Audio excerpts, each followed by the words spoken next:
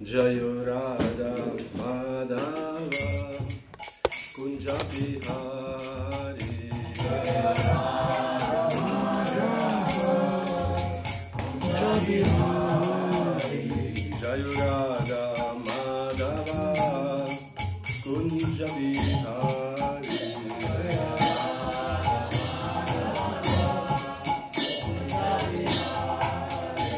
Gopi Jana Vallabha Girivaranari Gopi Jana Vallabha Girivaranari Gopi Jana Vallabha Girivaranari Gopi Jana Vallabha Girivaranari Yashoda Nandana Braja Jana Ranjana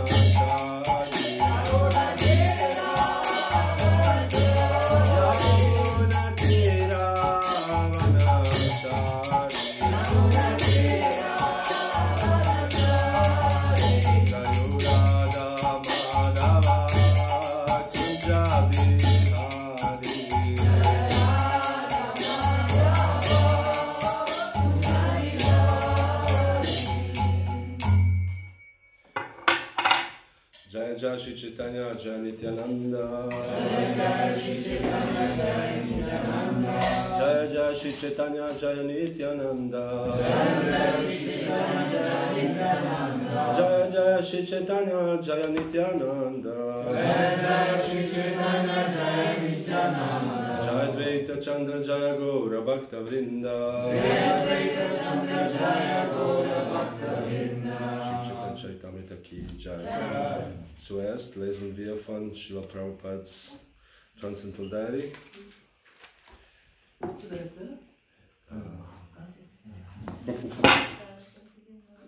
Alte Männer. So, jetzt. Das ist verloren. Ist das gefallen? Weißt du, erinnert jemand? New Delhi, drittes Kapitel New Delhi, 13. Dezember. 13. Dezember. Ja, 19. Das ist ein neues Kapitel. Neues Kapitel, ja? Okay.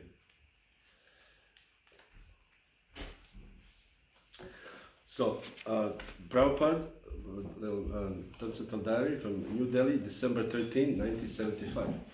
Prabhupada, Hare Krishna, everything is falling around here.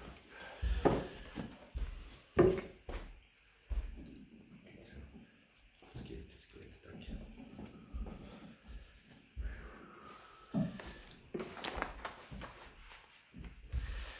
Prabhupada likes to travel early in the morning at 6 a.m.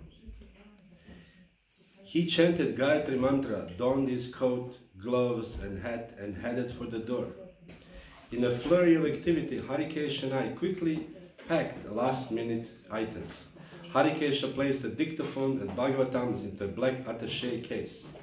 Meanwhile, I hastily filled Prabhupada's red vinyl briefcase with his desk paraphernalia. An example, pen case, a golden straw for drinking coconut juice, a jar of ink, small silver cask filled with cardamom seeds, his glasses, tilak clay, lota, mirror, mortar and pestle, and small enameled tin full of snuff for his high blood pressure, and a black Revlon manicure case. Habt ihr das verstanden? Nicht so, wa? Ich lese zu schnell. Okay, dann ich erzähle ein bisschen, was passiert. So Prabhupada liked to travel at 6 o'clock in the morning.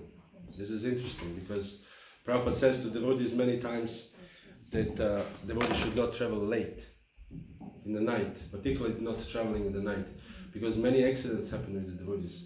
Of course, nowadays we don't have as many Sankirtan teams as devotees had in the 70s and the 80s, but many devotees can tell you so many accidents happen, and especially in the night, because devotees are waking up at 4 o'clock in the morning, 3 o'clock in the morning. Shiva Prabhupada ki jai. Vidite? Jai Shri Gunita ki jai.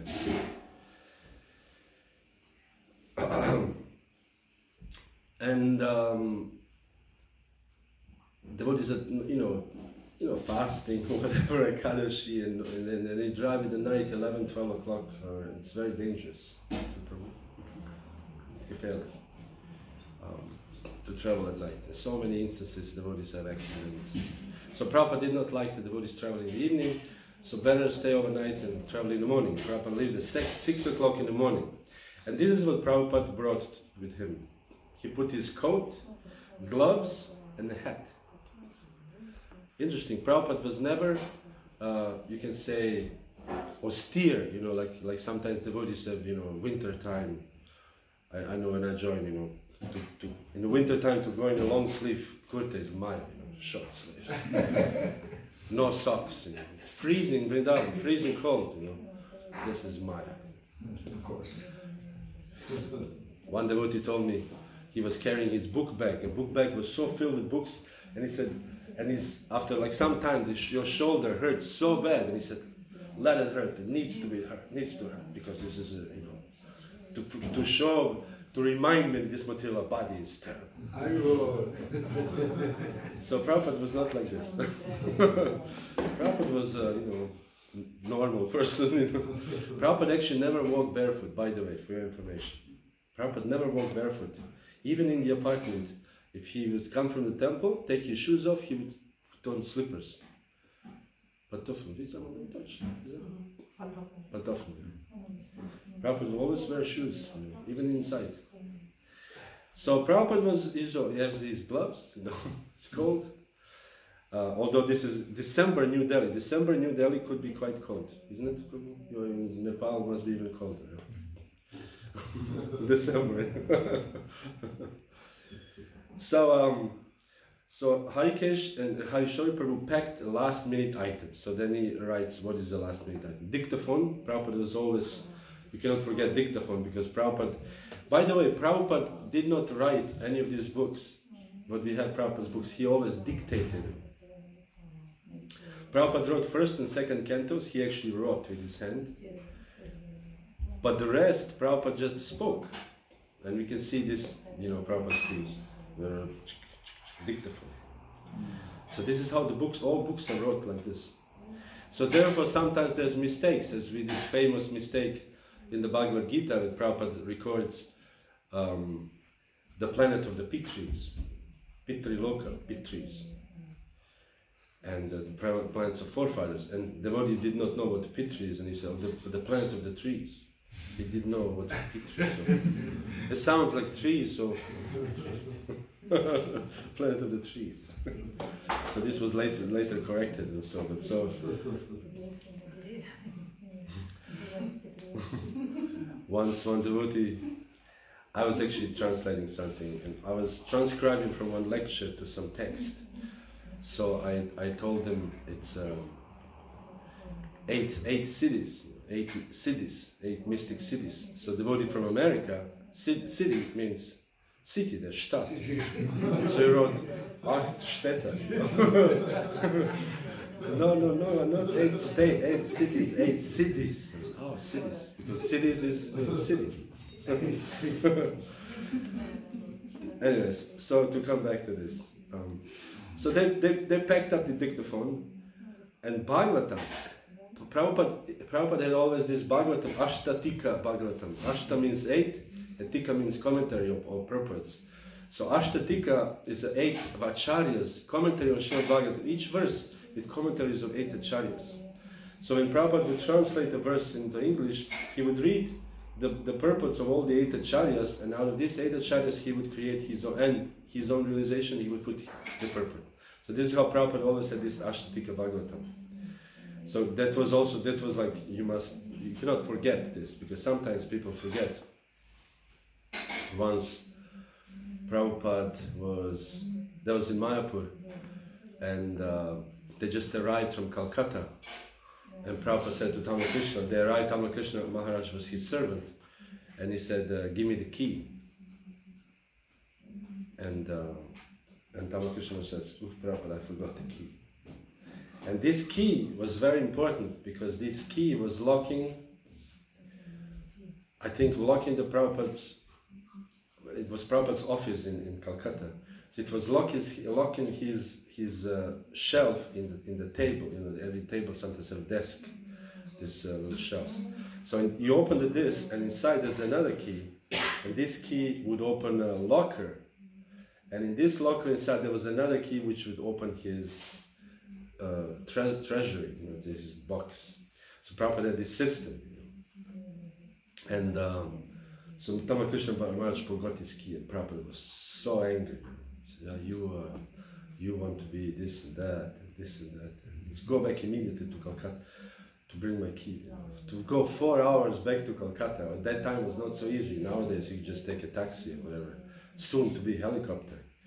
But at that time it was very difficult to take 4 hours to Calcutta to take the key back. So Prabhupada was very conscious of what is he doing. Prabhupada was not just walking around and swimming in the ocean of love of God. Actually, Lord Caitanya did this. Lord Caitanya was swimming in the ocean of love of God. He did not care. Sometimes he would be so carried away, and he would go into trance, and he would wake up and he would wonder what happened. And the devotees would explain to him, you were doing this and you were saying this. Lord Caitanya did not even know. But Prabhupada was not like this. Prabhupada is very conscious. What is he doing?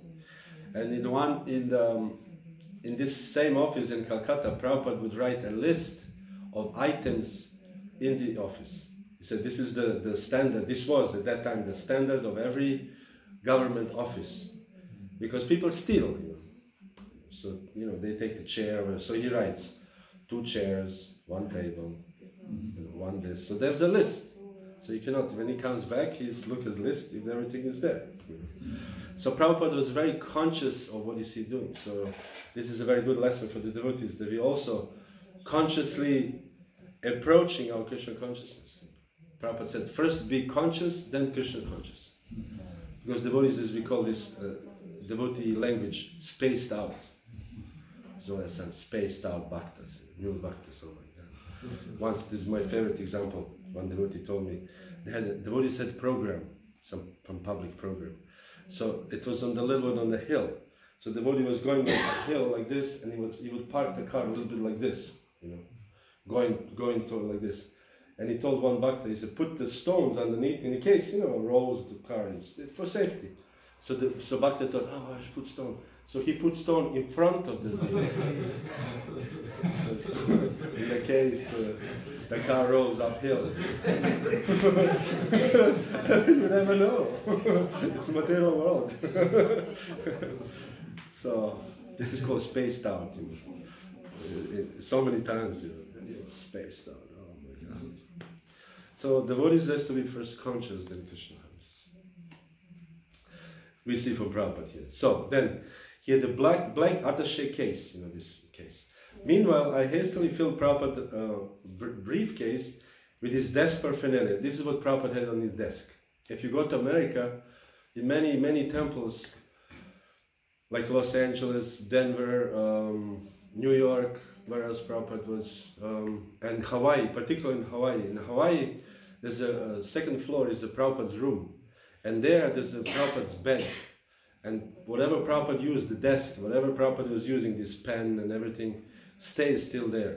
This is like a, how to say it, the national treasure, for the Hare Krishna movement. These are personal items of Srila Prabhupada. So Prabhupada had these things in his a pen. He had a golden straw. We have a plastic straw, these horrible plastic straws. But Prabhupada had a golden straw to drink coconut juice. That's pretty cool. That's a style to drink a coconut juice. Then he had ink, to put the pen. Then he had a little box with cardamom seeds. I don't know exactly the details, but Prabhupada probably would take cardamom. His glasses, Prabhupada's glasses, tilak, lota.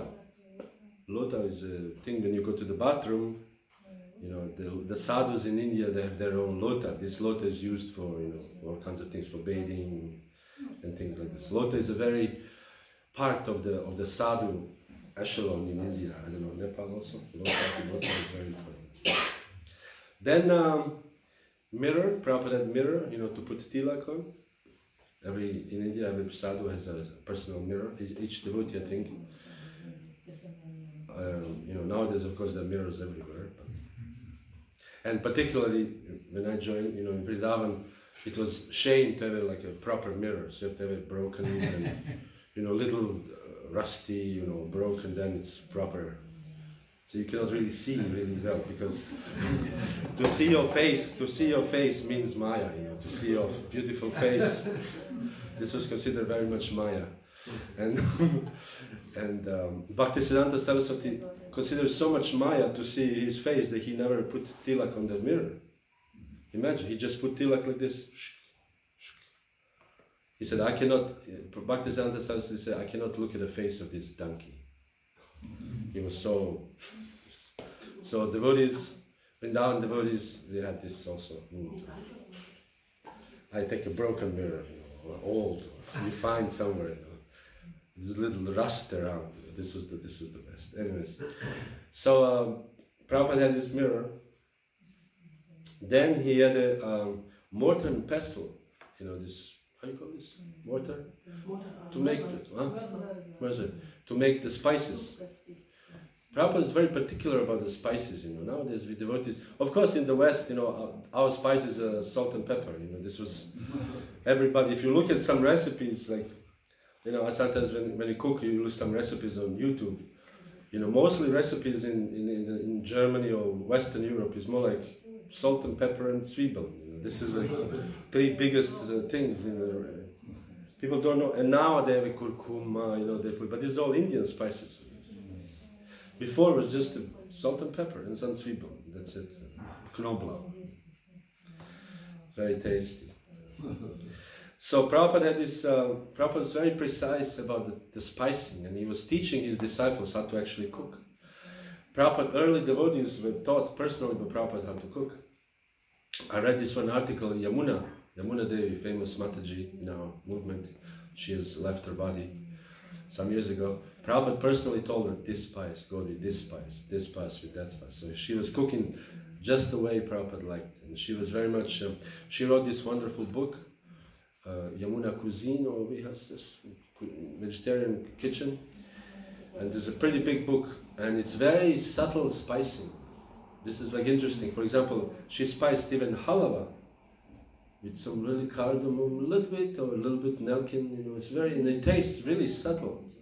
We just put like vanilla,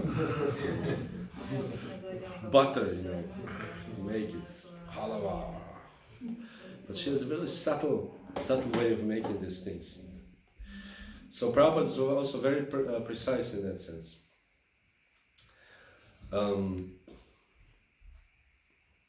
Once there was a program in South India, in Hyderabad. There was like one of the first programs, I think, public programs. And many thousands of people came. And one devotee who cooked, he cooked some prasadam, and Prabhupada was tasting. He said, "What is this?" He says, "This is not fit even for the pigs." And he said, can we find a proper cook here? You know, the devotees were trembling, you know. Prabhupada was very displeased. So that for the public programs, you know, we should have like the best prasadam. It's very difficult to cook in big quantities, very tasty prasadam. But Prabhupada wanted to have a very, very best prasadam. So this is some lessons we have to learn from Prabhupada. Then, mortar pestle, small, so something for his blood pressure, and something, and manicure case. Manicure case means for his nails and things like this. Finally, I swiftly stuffed Prabhupada's indoor slippers and the brass spittoon engraved with his name into my shoulder bag and rushed to catch up. So Harisori Prabhu said when Prabhupada was just leaving, he put his shoes on, and Harisori Prabhu grabbed Prabhupada's shoes, the indoor shoes, and spittoon. You know what spittoon means? Anybody know spittoon? Means when you spit like a ball and you spit in the ball. This is in the old days, people had this in their house. And in India, I saw the lecture on Bhakti Swami recently, and he was giving a lecture and then he just spit. Because in India, I guess this is normal, you know. So we don't advise in temple to have, you know. We have to do this.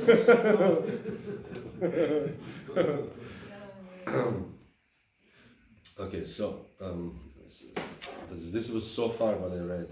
So before exiting, Prabhupada turned to the painting of his Guru Maharaj, Srila Bhaktisiddhanta Saraswati Thakur, hanging on the wall. He was looking at a picture of his Guru, and he said, Hare Krishna, humbly touching his forehead to its feet, to the Bhaktisiddhanta Saraswati. Then he took his cane, put on his shoes, and swiftly walked to the side of the gate, and is the clamor of the kirtan. So Prabhupada says, over basis is his Guru Maharaj, and walked, and outside was a big kirtan waiting for Prabhupada. So I think this is enough for Prabhupada. Any questions so far? So now we read from the Caritamrita, which I have here. We always sing Jaya Jaya Shri Caitanya Jaya Nityananda. So we're reading from Caritamrita Madhya Lila, first chapter, text 219.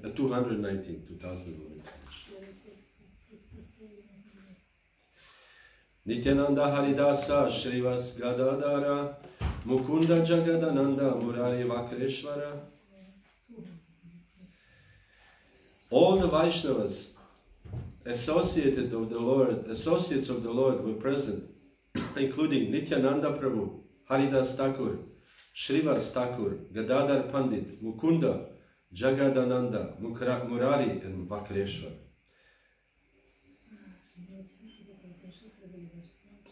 Anybody know? A little quiz here to make it a little more interesting. To say a few words about these different personalities. Who is Nityananda Prabhu? Something about Nityananda Prabhu. Anybody like to say something? Yeah. He represents the moon. He represents the moon. You know the verse which speaks about this? Bande Shri Krishna Caitanya Nityananda Sahuritav Godudaya Pushpavanto Chitra Shandatamolidam. That Lord Chaitanya and Nityananda, like the sun and the moon, were simultaneously risen. We had this sun and the moon at the same time. You know, this is a rising in the land called Gauradesh. So Haridas Thakur. Anything about Haridas Thakur? The Namacharya Haridas Thakur. Shrivas Thakur.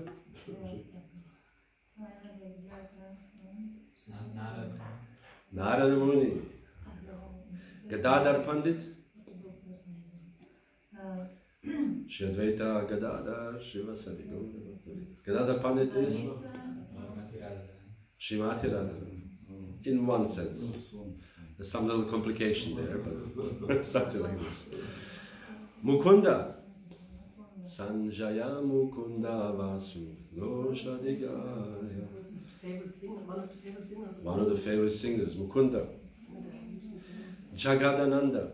Jagadananda is a very famous devotee. Nitya Manjari's favorite devotee. Jagadananda Pandit is a very interesting personality. Jagadananda Pandit is not, he's greatly in love. He loves Chaitanya Mahaprabhu, but he's also argues with Chaitanya Mahaprabhu out of love, quarrels, because he's the incarnation of Satyabhama. Satyabhama is one of the queens, principal queens of Krishna. Krishna has so many queens, and one of the principal queens are Rukmini and Satyabhama. Rukmini's character is very meek and humble. She's very, serving her husband and whatever, very humble and submissive. Satyabhama is not so submissive. So Jagadananda has inherited this mood, not so submissive to Lord Chaitanya. And once Jagadananda Pandit was in Mayapur, and he from Mayapur brought to Puri. It takes a couple of weeks to walk at that time. There was no trains. From Mayapur to Puri, and Jagadananda brought a little barrel of sweet perfume. Matajis, they put perfume. Men, they have this nowadays, what's the name? But men usually don't put perfume. Of course, nowadays men also put perfume. But, so he bought a perfume, and Lord Chaitanya was at that time sannyasi. So Jagadananda brought this perfume for him. And the devotee said, Jagadananda brought you perfume. And he said, how can I? I'm a sannyasi, I cannot wear perfume. Imagine perfume, sannyasi. Especially at that time. Nowadays maybe it's okay, I don't know. But at that time to wear perfume was like, he said, what will people think of me? And he said, I know, because Jagadananda did so much endeavor, I will use this perfume in Krishna service. Sometimes people, the man brings woman flowers and she says, oh thank you, but I will offer for the deities first. So to use some kind in Krishna service. So he said, I will use this perfume into the oil so the Krishna can have a nice smell, when the oil lamps. And Jagadananda heard this, and he came in front of Lord Chaitanya with this barrel. And Lord Chaitanya said, oh Jagadananda, I heard you brought some perfume for me. And he said, no, I didn't bring anything. And he broke the barrel in front of him, everything spilled on the floor. And he was angry, left, and went to his room and locked himself. So Lord Chaitanya became very afraid, because Jagadananda didn't talk to him. So he did not eat anything for 3 days. Lord Chaitanya was fasting for 3 days. Okay, too slow.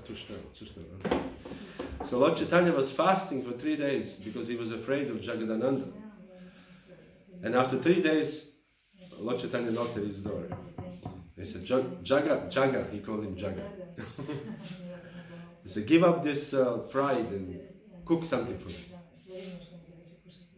So Jagadananda, because he was waiting, the anger passes away. Sometimes we are angry, so Lord Chaitanya was expert. He was waiting 3 days for the anger to go away. And after the anger went away, Jagadananda went out and cooked like an amazing feast. He was famous as a very good cook.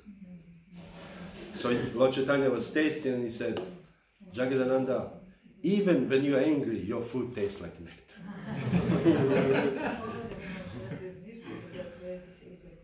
So sometimes, we are also in certain moods, but our consciousness should be always fixed on Krishna and should taste like nectar. Anyways, so this is interesting. Actually, Jagadananda's kitchen was where the ISKCON Puri is now. We have an ISKCON temple, and devotees bought this house. This was the house of Bhaktivinoda Thakur, and just next to it is the kitchen of Jagadananda Pandit. And if you go there, at least when we were there last time, there was their pujari who was very nice, and he's always inviting devotees to take prasadam, cooked in Jagadananda's kitchen. So, Jagadananda Pandit ki jai. Then Murari was there, and Vakreshwar. Anybody knows Murari? Huh? Yes, Murari Gupta. Murari Gupta is the neighbor of Lord Chaitanya Mahaprabhu, and he's much older than Lord Chaitanya.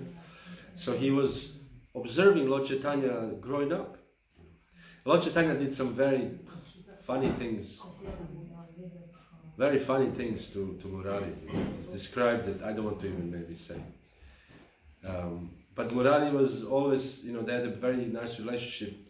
And one day, Lord Chaitanya revealed himself to him.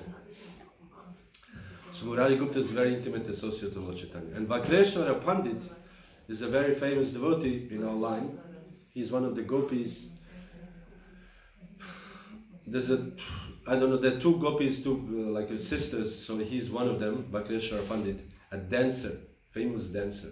They say Vakreshwara Pandit could dance 72 hours, non-stop. I mean, imagine, 72 hours. We dance now 15 minutes, like, okay, my hands are hurting, 72 hours, and ecstatic.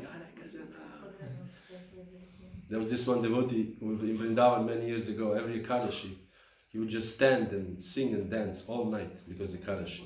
All night, just standing and dancing, singing. That was pretty something. And in the morning, he doesn't go to sleep, I did once, I was also wanting to fast all night, chanting, we had the kirtan until 3 o'clock in the morning, 2 o'clock, you can make it up to 1, 2 o'clock. After this is like, you cannot sing anymore, you become like a jelly, And then, you chant your rounds until Mangalartik, then Mangalartik, okay, it's Mangalartik. But after Mangalartik, go to bed, what can you, but this devotee gets on more and more, 72 hours. These are some very special devotees. The next verse, this was the devotees there. Sabara charane dari pade duibai, sabe bale danya tumi paile gosani. In accordance with the instructions of Sri Chaitanya Mahaprabhu, the two brothers, Rupa and Sanatan, immediately touched the lotus feet of these Vaishnavas, who all became very happy and congratulated the two brothers for having received the mercy of the Lord. So it is very important to give blessings and to receive blessings. It's not like we think now, I cannot, give any blessings I don't have. Good wishes are good blessings. That we wish devotees well. That somebody is, you can see somebody is very successful, somebody is not successful, that we wish him good. Devotees are devotees should be well-wishers. Prabhupada signed every letter with your ever well-wisher, ever well-wisher. Not just sometimes well-wisher, but ever well-wisher. Because it's not easy to be well-wishing always. Sometimes somebody gives a sign and like, go to hell, man, I wish that this devotee goes to hell. We don't do this, but in our mind we think we hate this person. This is the leftovers of our old karmi mentality. This is not good. Devotees should always wish well. One devotee of Lord Chaitanya was infected by disease. And from his, sometimes in India there are these weird diseases, So this disease is some worms into his skin. So they said he would stand there and one worm will fall out and he will feel so bad. Oh, this poor worm will not have anything to eat, so he put it back.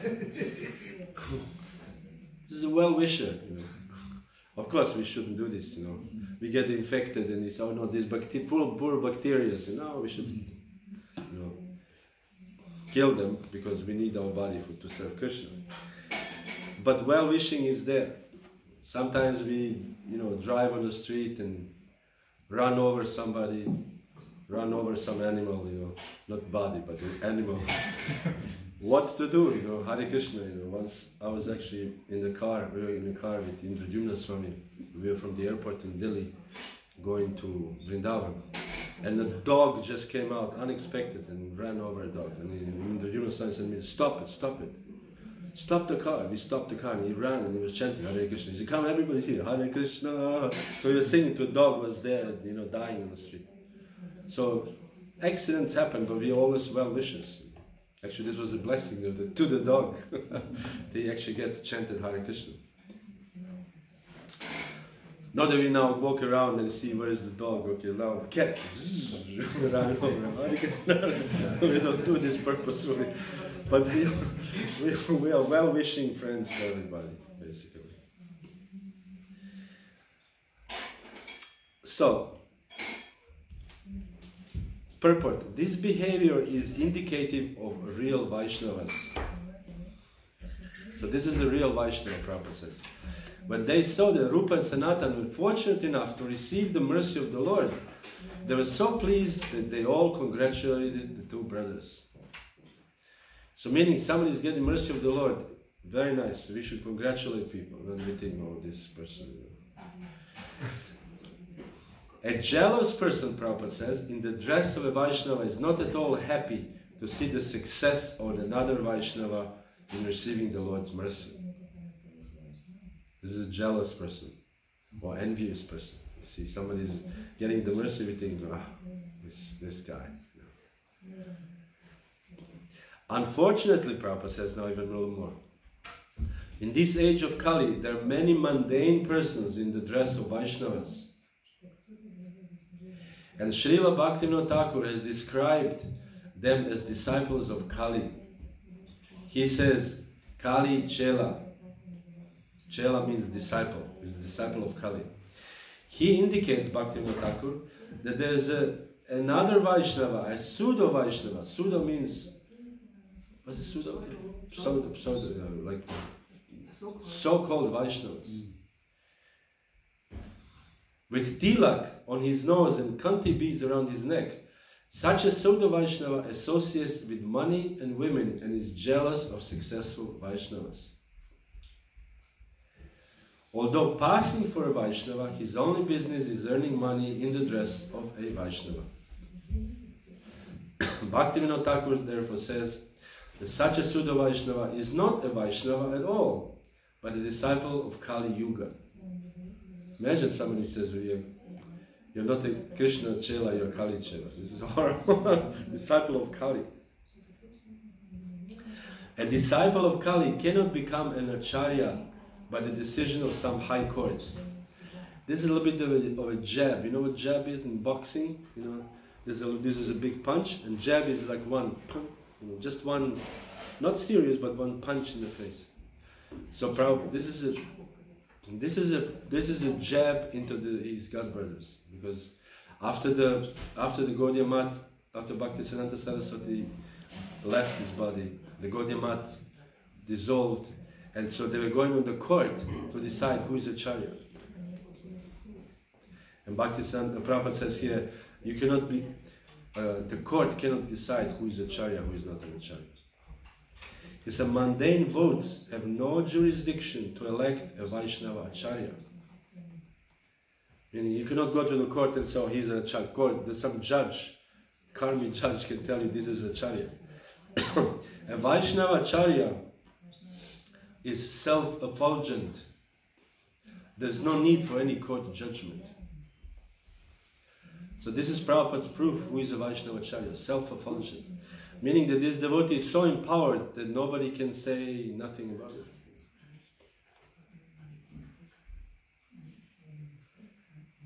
When Bhaktisiddhanta Saraswati is obviously self-effulgent, Prabhupada was self-effulgent, all these devotees were self-effulgent. A false Acharya may try to override a Vaishnava by high court decision, but Bhaktivinoda Thakur says this is nothing but a disciple of Kali Yuga. So, disciple of Kali Yuga. Imagine, you're a disciple of Kali Yuga. Not a glorious position.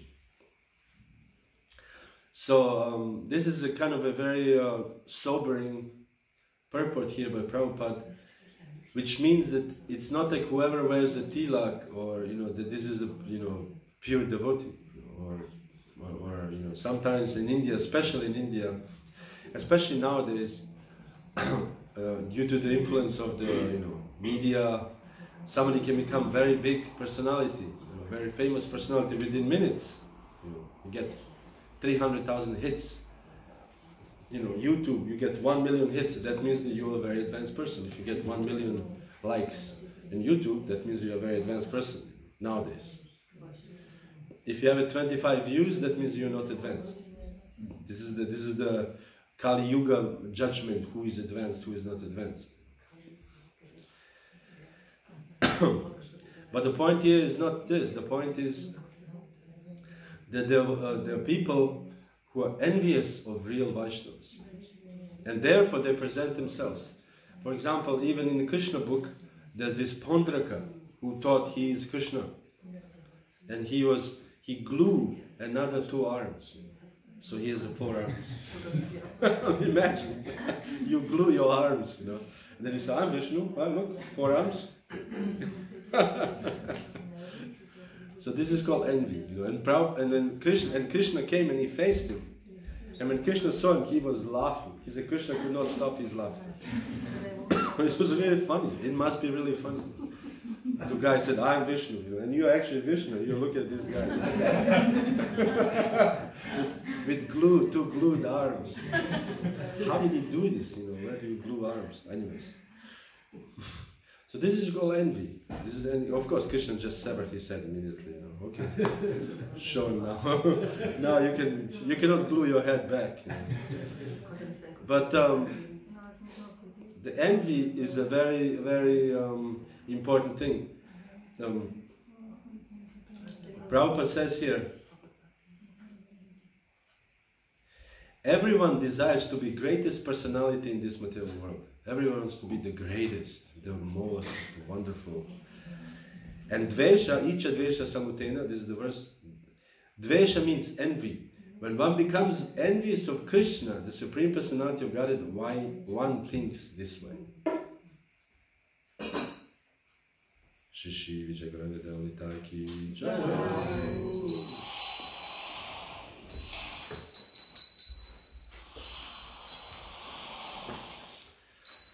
So when one becomes envious of Krishna, he thinks this way. Why should Krishna be all and all? I am as good as Krishna. So this is the ultimate envy. That we think we are actually God. We are better than God. So Prabhupada says, these 2 items, desire to be the Lord and envy of the Lord, are the beginning of the material bondage. So these 2 things, envy, desire to become bigger than the Lord, and envy of the Lord. So this is very important for devotees to know.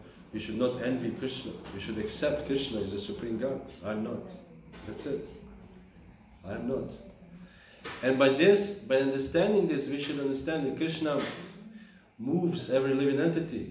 Ishvara sarvabhutanam, hridesha arjuna tishtiti, brahmana sarvabhutani, yantra rudani maya. So Krishna directs the whole material universe. Imagine this, you know, we have this traffic director, how do you call this? You know, you have this airplane directors. They're sitting in this office and they see which airplane comes, which airplane leaves. There's a very big management to make sure that airplanes don't crash. Which airplane landing, which airplane leaving. So Krishna this is a big job. But Krishna directs every living entity, everybody. If a dog comes and bites you, Krishna made his dog bite you. And you think, this stupid dog, you know, but actually Krishna. And he made you go to this place and made you meet this dog, and dog bit you. Because in your past life, you bitten this dog or whatever, you know, whatever the story was, somehow you have to pay the karma back. So imagine how many 7 billion people in this world, and they're all somehow interacting with each other in some ways due to their past karma. And every entity and every animal and every insect, you know, we kill insect, or mosquito bites you, you know. This is all arranged by Krishna. This is like amazing management, you know. So if devotee thinks, okay, Krishna does this, then naturally devotees cannot be envious, you know. I'm envious of this person as whatever, you know. I don't know, this devotee can distribute 60 books and devotees can distribute 7, you know. He must be doing something wrong. I remember when I was first time, there's one devotee told me, this was in old Russia, and he told me that he went first time on book distribution in the van. He was brand new, he was like maybe 10 days, 2 weeks in movement. And he was in the van with a very senior Sankirtan devotee. And this devotee distributed 35 books, a new devotee distributed 60 books. They came back to the van and said, what did you do? How many books? 60. He said, what are you doing? This is wrong. I started angry.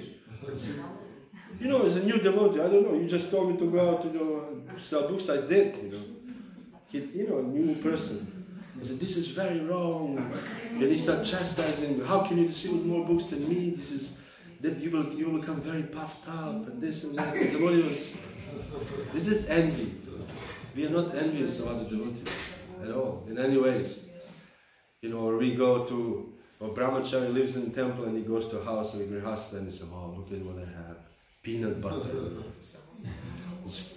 fresh cream, or this and that. And we become envious. How do they have these things? And I'm sitting in the brahmachari ashram having nothing. This is envy. So devotees are not envious. Prabhupada says, this is a Maya's trick. This is all tricks of Maya.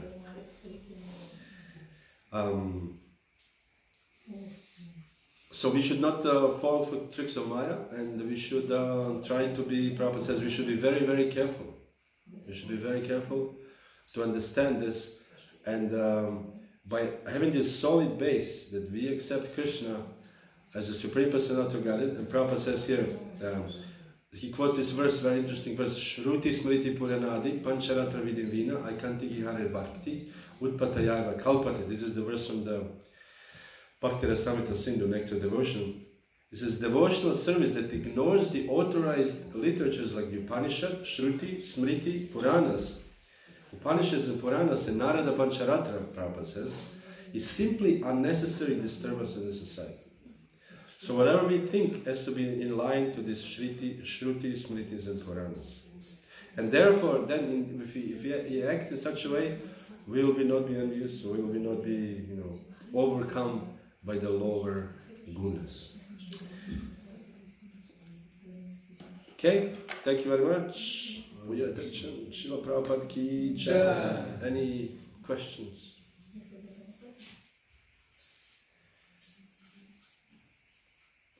Srila Prabhupada ki jai. Caitamrita ki jai.